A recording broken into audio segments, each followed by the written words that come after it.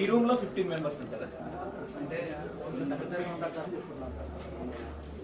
ఈ రూమ్ మొత్తం ఒకసారి వార్డెన్ గారి తర్వాత తీసుకొని చేయించారు అంతే కదా.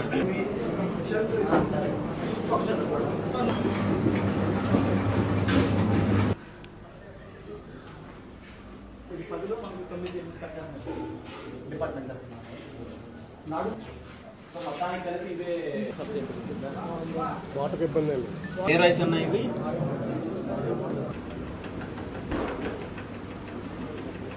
ఎంతమంది ఉంటున్నారమ్మా?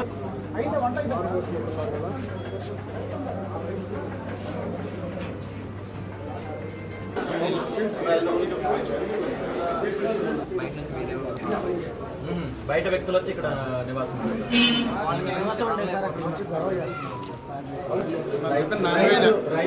అంతా బాగుందమ్మా. తమ్ముడు బాగుంటుందా? రండి అనిల్ తమ్ముడు. మీ ఫెసిలిటీస్ కోసమని, మీ ఎడ్యుకేషన్ కోసమని, మీ డెవలప్మెంట్ కోసమని వేల కోట్ల రూపాయలు తినేస్తున్నారు. మరి ఇక్కడ చూస్తుంటే నిజంగా బాధపడుతున్నారు. నేను చేయగలిగేది ఏమైనా ఉందా? పోనీ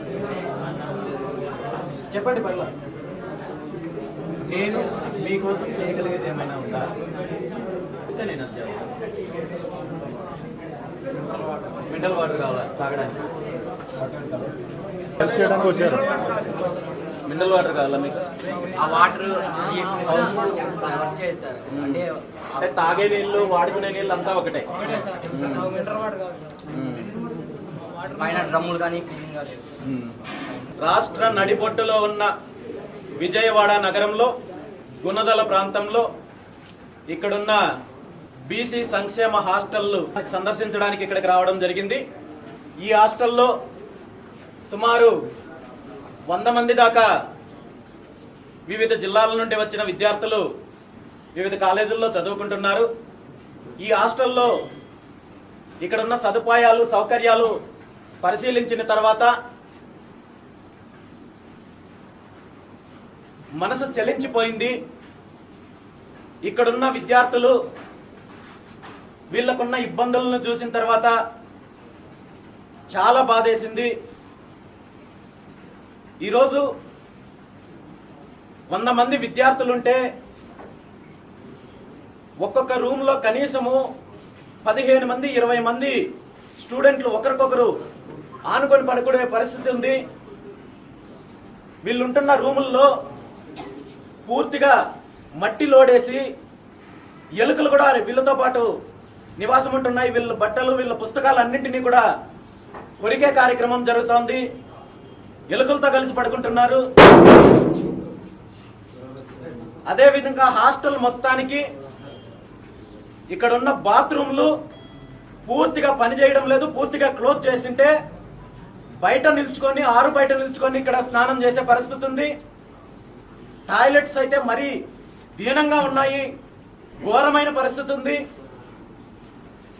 ఇక ముఖ్యంగా ఈ హాస్టల్కి బయట నుండి వ్యక్తులు వచ్చి, తాగుబోతులు వచ్చి ఇక్కడ గొడవలు సృష్టిస్తుంటే కనీసం ఇక్కడ పోలీసులు పట్టించుకునే పరిస్థితి లేదు.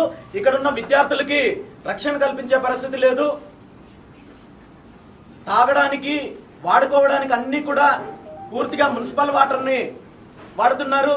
దాని ద్వారా ఎన్నో రకాలుగా ఆరోగ్య సమస్యలతో ఇబ్బంది పడుతున్న వాళ్ళు ఉన్నారు. ఇక్కడ ఈరోజు ఈ రాష్ట్ర ప్రభుత్వం, ముఖ్యమంత్రి జగన్మోహన్ రెడ్డి గారు చదువు కోసమని నాడు నేడు కార్యక్రమాలని, విద్యాభివృద్ధి కోసము పాఠశాలల అభివృద్ధి చేస్తున్నానని చెప్పి వేల కోట్ల రూపాయలు ఆ పార్టీ నాయకులకి, కార్యకర్తలకి దోచిపెడుతున్నారు తప్ప నిజానికి ఎంత దీనమైన పరిస్థితుల్లో ఉందో ఈరోజు ఈ రాష్ట్రంలో విద్యార్థులు చదువుకునే హాస్టళ్లు కావచ్చు, అదేవిధంగా పాఠశాలలు కావచ్చు.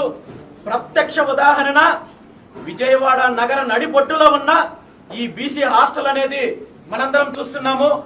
ఇలాంటి నగరంలో ఉన్న హాస్టళ్ల పరిస్థితి ఇలా ఉంటే ఈ రాష్ట్రంలో మిగిలిన జిల్లాల్లో ఉన్న హాస్టళ్ల పరిస్థితి ఏంటి? మారుమూల గ్రామాల్లో పట్టణాల్లో ఉన్న హాస్టళ్ల పరిస్థితి ఎంత ఘోరంగా ఎంత అన్యాయంగా ఉంటుందనేది మనం అందరూ ఆలోచించాలి. ఈరోజు బీసీలను ఉద్ధరిస్తాము, బీసీలకి అభివృద్ధి చేస్తామని చెప్పి తప్పుడు మాటలు చెప్పే జగన్మోహన్ రెడ్డి ఈరోజు బీసీల హాస్టళ్లకు చేస్తున్నది ఏమనేది ఈరోజు రాష్ట్ర ప్రజలందరూ చూస్తున్నారు. ఎంత దారుణమైన పరిస్థితులు ఉన్నాయో ఇక్కడ చూస్తున్నారు. కేవలం వీళ్ళు పథకాల పేర్లు చెప్పి వీళ్ళ కార్యకర్తలు దోపిడీ చేసే కార్యక్రమం చేస్తున్నారు తప్ప ఇక్కడ విద్యార్థుల కోసం కావచ్చు, బీసీల కోసం కావచ్చు, ఏ మాత్రము వీళ్ళ అభివృద్ధి కోసము ఏ ప్రభుత్వం పనిచేయలేదనే విషయాన్ని ఈరోజు మనకు కనబడుతోంది. ఖచ్చితంగా ఈ పరిస్థితుల్లో మార్పు రావాలి. నేను ఒక్కటే కోరుకుంటున్నాను, స్థానికంగా ఇక్కడున్న దీనికి బాధ్యులు ఎవరైతే ఉన్నారో అధికారులు వెంటనే స్పందించి ఈ హాస్టల్లో ఉన్న బాత్రూములు మరమ్మతులు చేయించి వెంటనే ఈ రూముల్లో ఉన్న ఇబ్బందులు ఏవైతే ఉన్నాయో పూర్తిగా ఎలుకలు చేరి ఈ రోజు నివాసం ఉంటున్నాయి, దాని మీద పట్టించుకునే పరిస్థితి లేదు.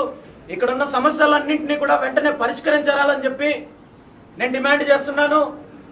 అదేవిధంగా ఇక్కడ విద్యార్థులందరికీ కూడా తాగునీరు సమస్య ఉందని చెప్పి తెలియజేయడం జరిగింది.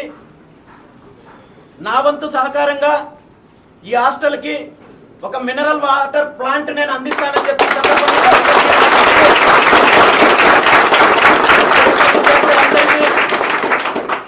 మంచి భవిష్యత్తు ఉండాలని, మీరందరూ జీవిత ఉన్నత స్థానానికి చేరుకోవాలని మనస్ఫూర్తిగా కోరుకుంటూ, మీతో పాటు ఈ రోజు రాష్ట్రంలో ఉన్న అన్ని రకాలుగా బీసీ, ఎస్సీ, ఎస్టీ, మైనారిటీ విద్యార్థులు అన్ని రకాలుగా ఇబ్బందులు పడుతున్నారు.